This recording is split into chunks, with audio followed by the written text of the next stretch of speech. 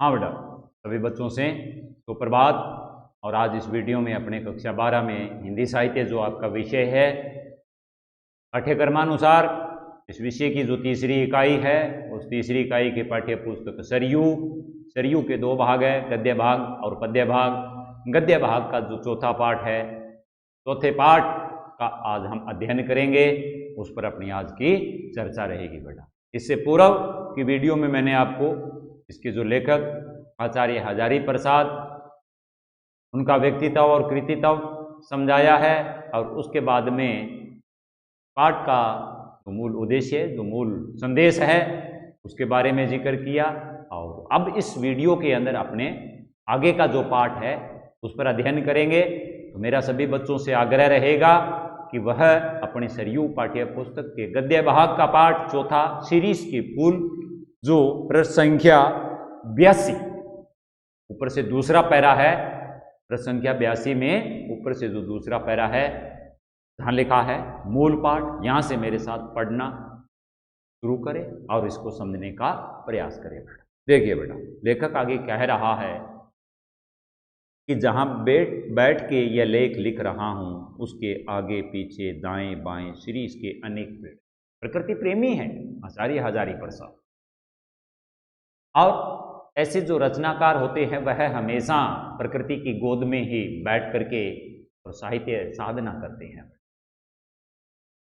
तो एक सच्चा जो साधक होता है वो हमेशा इसी तरह से प्रकृति की गोद में बैठ करके और साहित्य की सेवा करना चाहता है। तो यहाँ आचार्य हजारी प्रसाद द्विवेदी जहाँ बैठे हैं, उनके चारों ओर, उनके आसपास, दाएं बाएं, इधर उधर सीरीज के अनेक पेड़ हैं। गौर करना बेटा, ये सीरीज का जो पेड़ होता है मई जून के महीने के अंदर खिलता है। इसकी पत्तियां लंबी होती हैं, फिर इसके बाद में ये सूख जाता है, इस पर फल भी लगते हैं, जिनको हम देसी भाषा में पातड़ी बोलते हैं बेटा। लंबी होती है और वो सूख जाती है, सूखने के बाद में वो फड़फड़ाती रहती है, लेकिन गिरती कब है? जब नए पत्ते आते हैं, नए फूल आते हैं, तब वो गिरते हैं, तब तक वो वहीं रहती है, गिरती नहीं। चलिए पाठ पर चर्चा रखते हैं। तो लेखक कह रहा है मेरे दाएं बाएं, आगे पीछे, इधर उधर क्या है, अनेक सीरीज के पेड़ हैं। जेठ की जलती धूप में, जेठ मई का महीना, 15 मई के बाद लगभग का समय होता है बेटा, प्रचंड लू चलती है। जलती धूप में जबकि धरित्री निर्धूम अग्निकुंड बनी हुई है। धरित्री इस महीने के अंदर जो धरती है संपूर्ण निर्धूम, निर्धूम का मतलब होता है धुएं से रहित, जिसमें धुआं नहीं।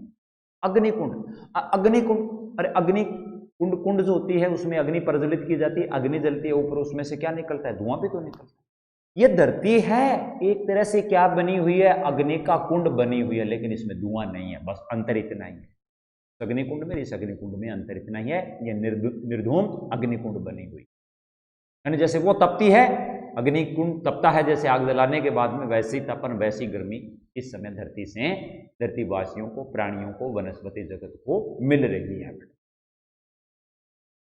लेकिन ये जो सीरीज का पेड़ है, इसके लिए उसके चारों ओर आसपास का जो वातावरण है वो अनुकूल नहीं है, वो प्रतिकूल है, परिस्थितियां विपरीत है, विषम परिस्थितियां हैं।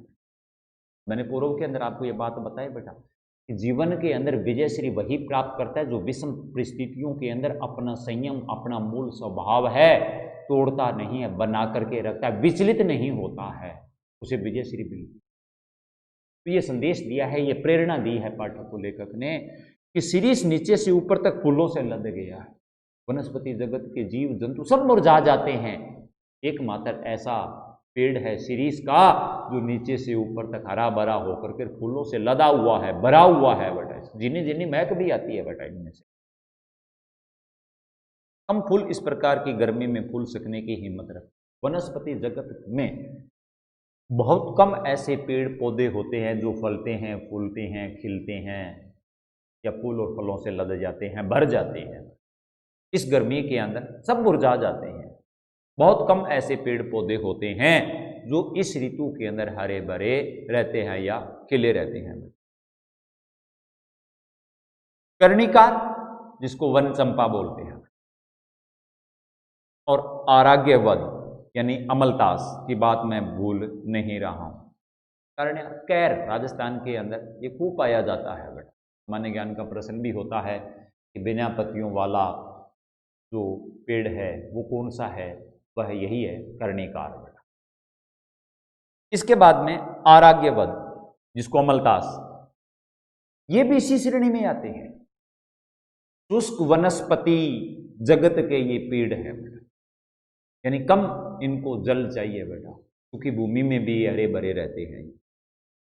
तो ये भी सीरीज के बराबर का के समान ही है। वे भी आसपास बहुत है। सीरीज के पेड़ों के अलावा कर्णिकार और अमलतास के भी पेड़ आसपास में लेखक के हैं, उनका भी लेखक जिक्र कर रहा है, लेकिन सीरीज के साथ आराग्यवद की तुलना नहीं। हाँ, ये दोनों जो है कर्णिकार और अपने अमलतास ना, हाँ कर्णिकार और आराग्यवद, इनकी जो तुलना है इनकी सीरीज के साथ नहीं की जा सकती।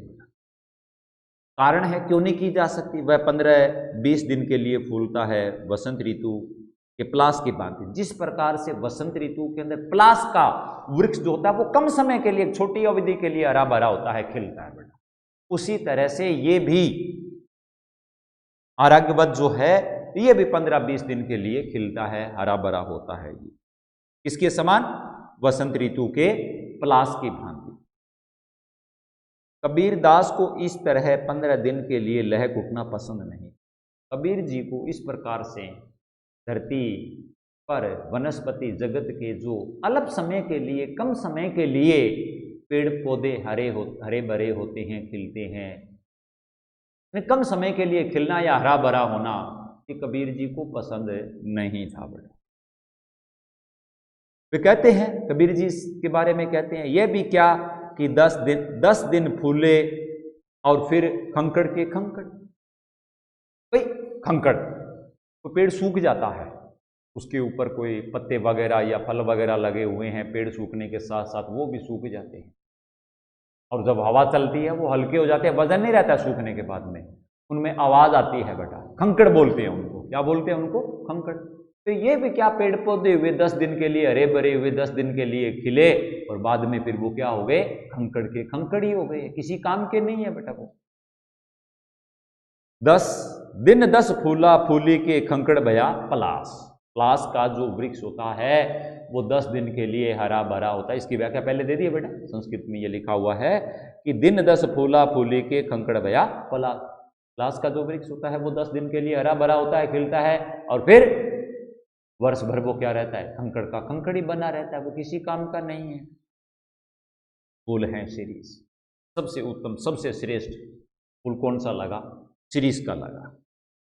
वसंत के आगमन के साथ लहक उठता है। वसंत ऋतु जब आती है, वसंत ऋतु की शुरुआत होती है, तब ये लहक जाता है, खिलना शुरू हो जाता है। आषाढ़ तक तो निश्चित रूप से मस्त बना रहता है। वसंत ऋतु मार्च फरवरी के बाद में, मार्च का समय होता है बेटा, आषाढ़ मई जून का जो महीना आता है, तब तक तो खूब ये बड़ा हरा भरा हरियाली से पूरी तरह से आच्छादित रहता है बेटा, मस्त रहता है। मन रम गया तो भरे बादों में भी निर्घात फूलता रहता है। एक अवधि है बेटा इसकी, वनस्पति शास्त्र के अनुसार, वनस्पति शास्त्र यानी विज्ञान के अनुसार इसके हरे भरे रहने की अवधि है, वो कब तक है बेटा, बताई गई है, मतलब मई जून तक, जून तक, कई बार जुलाई मान लो। मन रम गया तो भादों में भी, मतलब मई जून जुलाई अगस्त तक, भादर का महीना, देसी जो महीना होता है, भादर महीने में भी यह हरा भरा बना रहता है। निर्घात, बिना किसी आघात के, बिना किसी चोट के हरा भरा बना रहता है, खिला रहता है। जब उमस से प्राण उबलता रहता है और लू से हृदय सूखता रहता है, परिस्थितियां चारों ओर की विपरीत होती है, विषम होती है, चुनौती भरी होती है, कठिन होती है, मुश्किल होती है, जब सांस लेना मुश्किल होता है, उमस होती है चारों ओर, लू से हलक सूखता रहता है, एकमात्र श्री कालजयी अवधूत की भांति जीवन की अजयता का मंत्र प्रचार करता है। नोट करना इस पंक्ति को बेटा।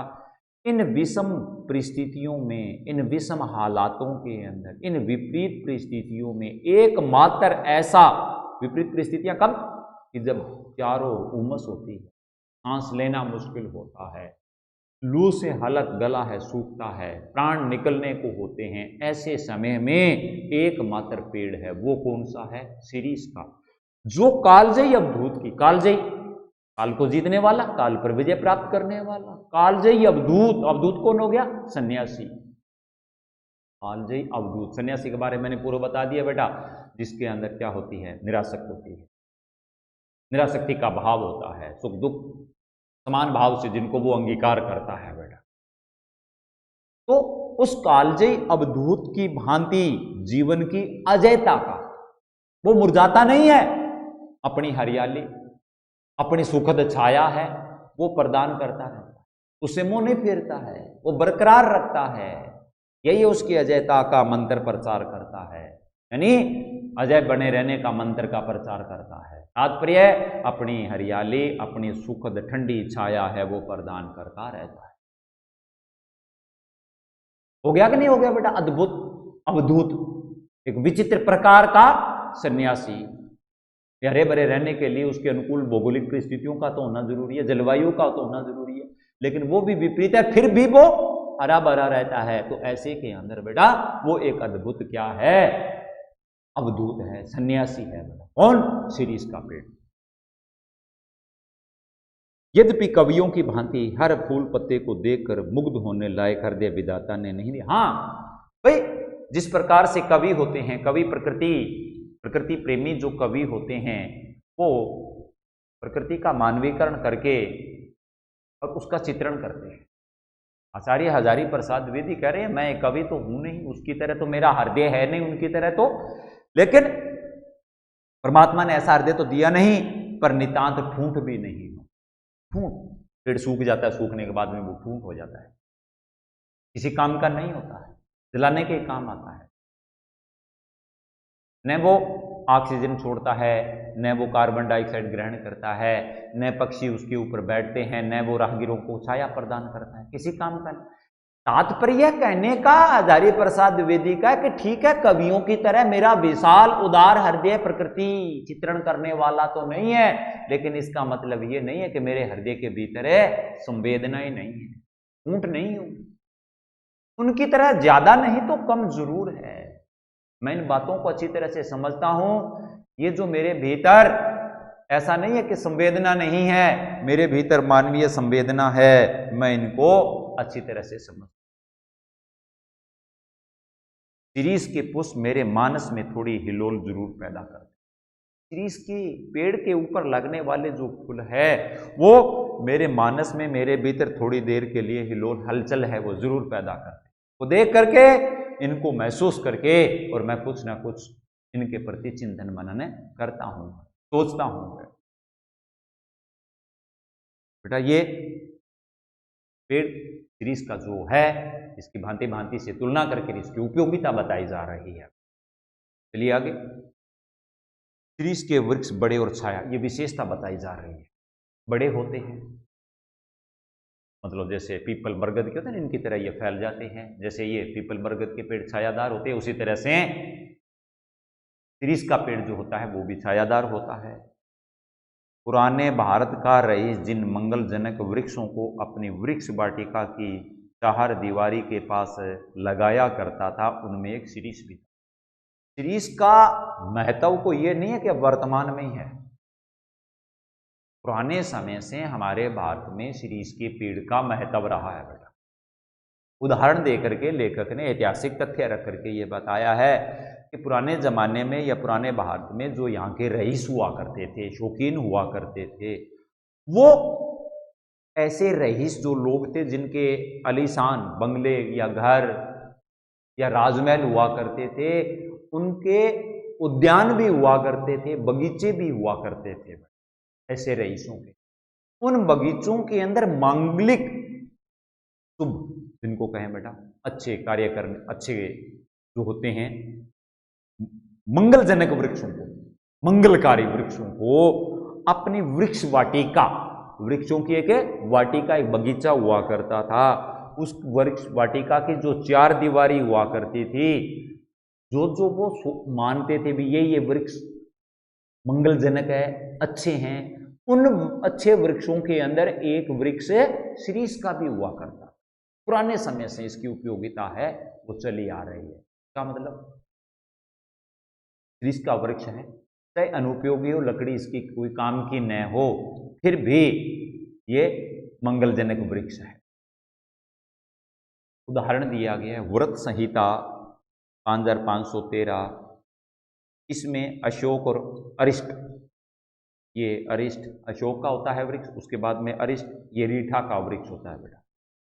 इसके बाद में पुन्नाग और शीरीष के छायादार और घन मृषण हरितिमा से परिवेष्टित वृक्ष वाटिका जरूर बड़ी मनोहर दिखती होगी। व्रत संहिता 1553 पर ये लिखा गया है कि उस वृक्ष वाटिका के अंदर ऐसे जो लोग हुआ करते थे, रईस जो लोग हुआ करते थे, वो अपनी वृक्ष वाटिका यानी बगीचे के अंदर अशोक, रीठा का वृक्ष, पुनाग और उसके अलावा शीरीष के छायादार जो घन मृषण, घने गहरे, घने और गहरे मृषण, हरितिमा, हरितिमा हरियाली से परिवेष्टित आच्छादित, गहरी सघन हरियाली से आच्छादित वृक्ष वाटिका दूर से देखने में भी बड़ी सुंदर दिखाई देती थी। मनोहर का मतलब क्या, मन का हरण करने वाली, यानी सुंदर दिखाई देती थी, अच्छी लगती थी।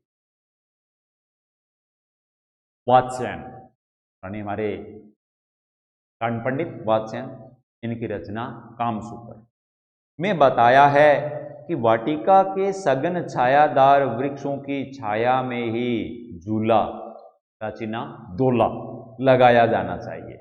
वात्स्यायन ने कामसूत्र जो इनकी रचना है उसमें इन्होंने लिखा है कि वाटिका के सघन छायादार वृक्षों की छाया में, और सघन छायादार वृक्ष कौन कौन से हो गए बेटा, जैसे अशोक हो गया, पुनाग हो गया, के बाद में ये अरिष्ट का हो गया, और यहाँ इनके बीच में शीरीष भी हो गया बेटा।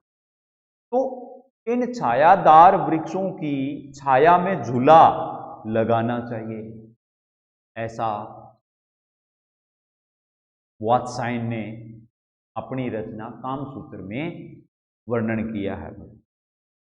यद्यपि पुराने कवि बकुल, मोलश्री को बोलते हैं, पुराने कवि है बकुल का मतलब होता है मोलश्री, के पेड़ में ऐसी दोलाओं को लगा देखना चाहते थे। यद्यपि पुराने कवि है वो मोलश्री जैसे वृक्षों की पेड़ में ऐसी दोलाओं को, ऐसे झूलों को, दोलाओं का मतलब क्या हो गया बेटा, झूलों, झूलों को लगा देखना, यानी पुराने कवियों ने मोलश्री के पेड़ पर भी, पेड़ की शाखाओं पर झूले लगाने की बात कही है।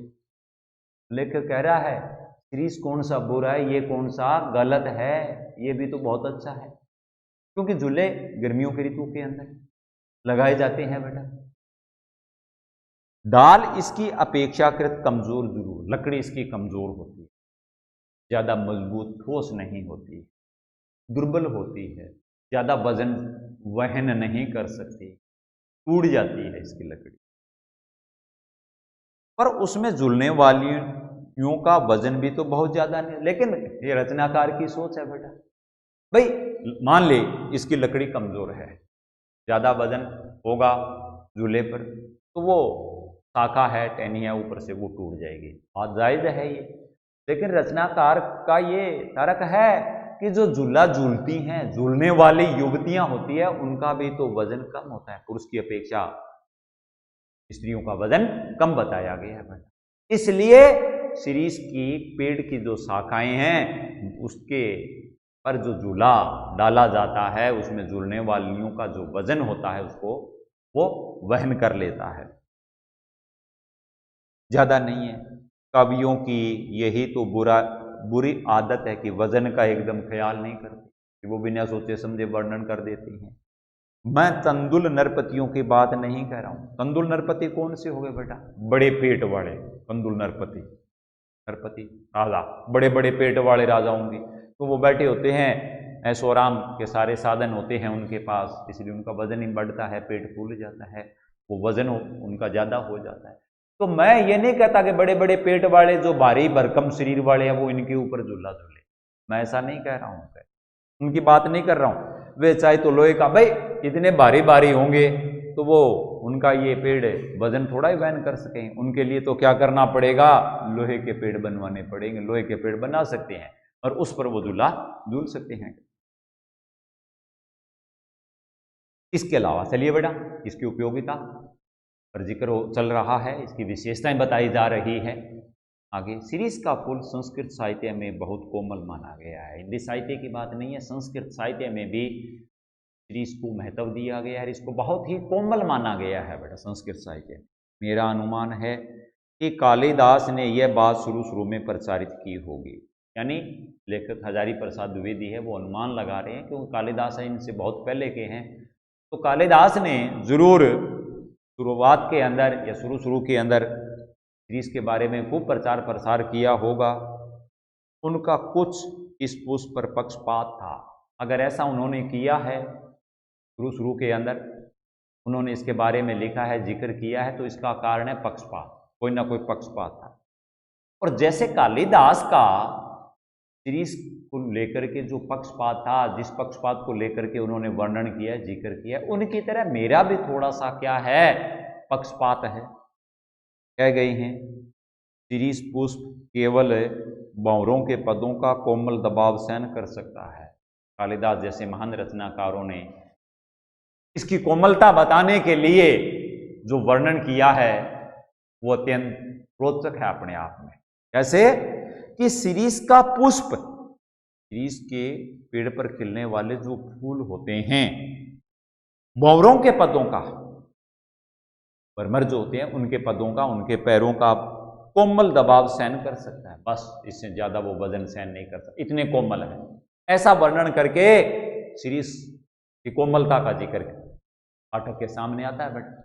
यानी संस्कृत के रचनाकारों ने संस्कृत साहित्य के अंदर बहुत ज्यादा इसको कोमल बताया है बेटा। पक्षियों का बिल्कुल नहीं, पक्षी तो इसके ऊपर बैठ ही नहीं सकते।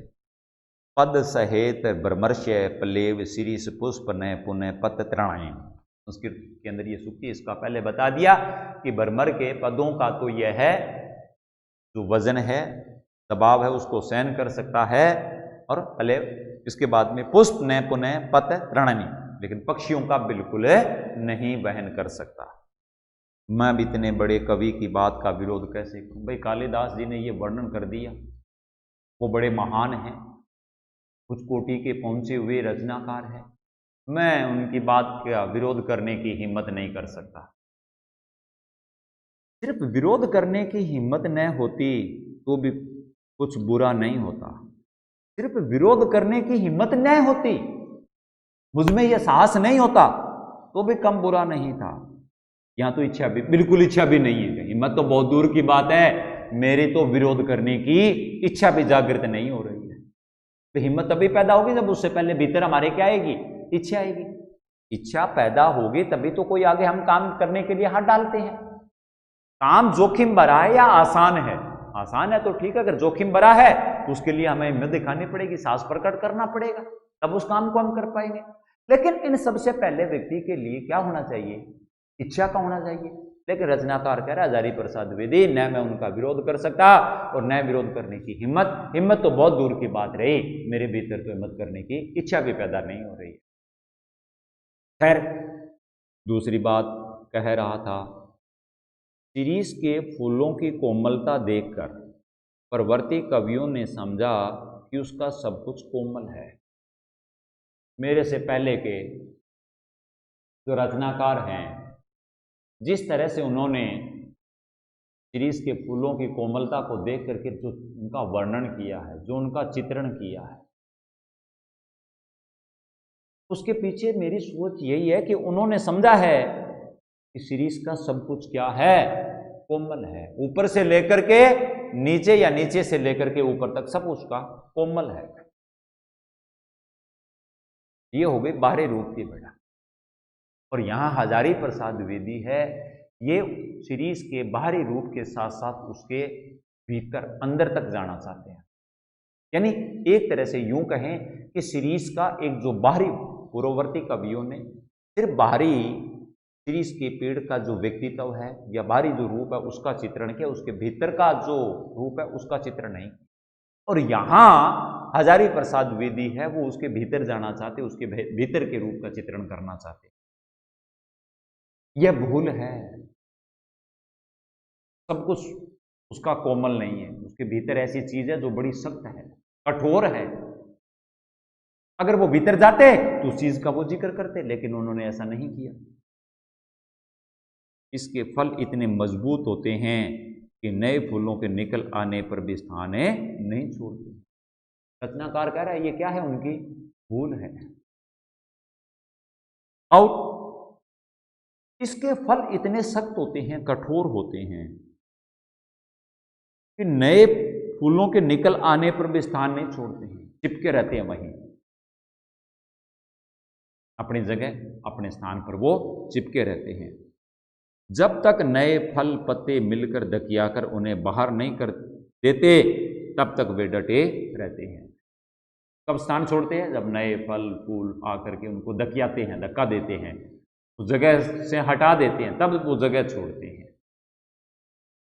वसंत के आगमन के समय जब सारी वनस्थली पुष्प पत्र से मर्मरित होती रहती है, वसंत ऋतु आती है, तो पहले पतझड़, सर्दी में सारे पेड़ पौधे हैं वो सूख जाते हैं, आओ फूल पत्ते मिलकर सारी वनस्थली, वनस्थली वन की भूमि, वन भूमि चारों ओर की जो भूमि है उसके पुष्प पत्र फूल पत्ते मर्मरित होते हैं। देखिए बेटा, हवा चलती है, हवा जब चलती है तब उनके अंदर एक ध्वनि निकलती है, वो अब मतलब हिलते डुलते रहते हैं, ध्वनि निकलती रहती है, आवाज निकलती रहती है, पत्तों के मतलब उनमें स्वर निकलता है सूखे पत्तों का, तो वो मर्मरित होती रहती है। शीरीष के पुराने फल बुरी तरह खड़खड़ाते हैं।